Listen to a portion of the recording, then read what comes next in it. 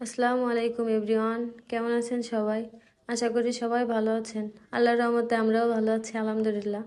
এই তো চলে আসলাম খুলনার বিখ্যাত চুই ঝাল দিয়ে গরুর মাংস রান্নার একটা রেসিপি নিয়ে। এটা আমার আপুর হাতের স্পেশাল একটা রান্না বলা যায়। এই মাংসটা খেতে খুবই দারুণ লাগে। যারা চুই গোশত চিনেন বা খেয়েছেন তারা অবশ্যই বুঝবেন এবং জানেন। এই যে দেখুন, সমস্ত মশলাগুলো দিয়ে এখন ভালো করে মাখিয়ে চুলাটা ধরিয়ে বসিয়ে দিল।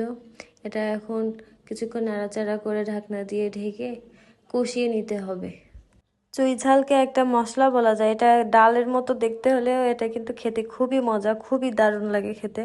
এটা যারা খেয়েছেন তারা তো অবশ্যই জানেন এটা একটু ঝাঁঝালো ঝাঁঝালো টাইপের হয়।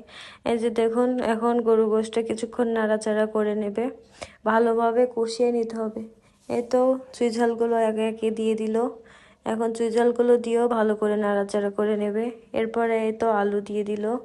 গোশে আলু না হলে একদমই মজা লাগে না। আলুটা দিয়েও কিছুক্ষণ ভালোভাবে নাড়াচাড়া করে নেবে। আমার তো ভাই গোশের থেকে গোশের আলুই বেশি মজা লাগে।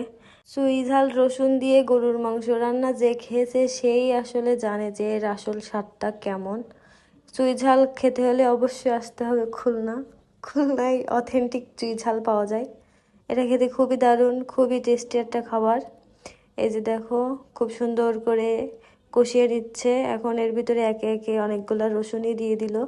রসুনটা দিয়েও কিছুক্ষণ ভালোভাবে কষিয়ে নিতে হবে। রসুনটা একটু পরে দেওয়ার কারণ, যেহেতু নতুন রসুন আগে দিলে গলে যাবে, আস্ত খুঁজে পাওয়া যাবে না আর কি, এজন্য পরে দেওয়া। এখন রসুনটা দিয়েও খুব সুন্দর করে কষিয়ে নিতে হবে।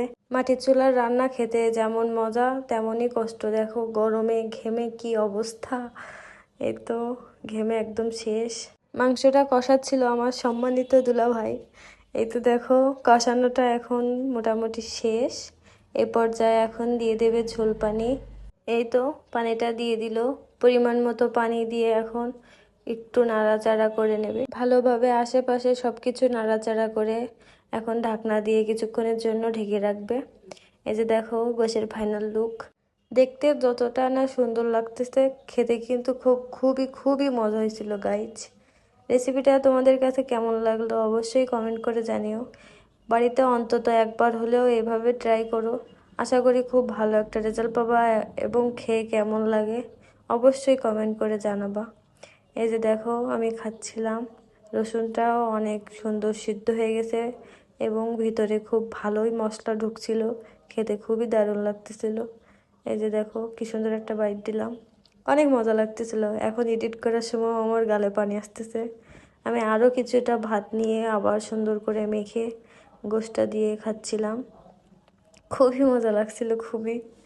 এরপরেই তো চুই ঝালটা খাচ্ছিলাম। চুই ঝালটাও অনেক মজা ছিল, একটু ঝাঁঝালো ঝাঁঝালো টাইপের ছিল এবং খুবই মজা ছিল। তোমরা অন্তত একবার এভাবে ট্রাই করে দেখতে পারো। এটা ছিল ছিনার গোশ, এজন্য হাড্ডি গুড্ডিগুলো খুবই মজা ছিল। আমার তো খুবই ভালো লাগে। তোমরা অবশ্যই এভাবে একবার হলেও বাসায় ট্রাই করে দেখতে পারো এবং কেমন লাগলো অবশ্যই কমেন্ট করে জানিও। এই যে দেখো চুই ঝালটা, চুই ঝালটা খেতে খুবই দারুণ।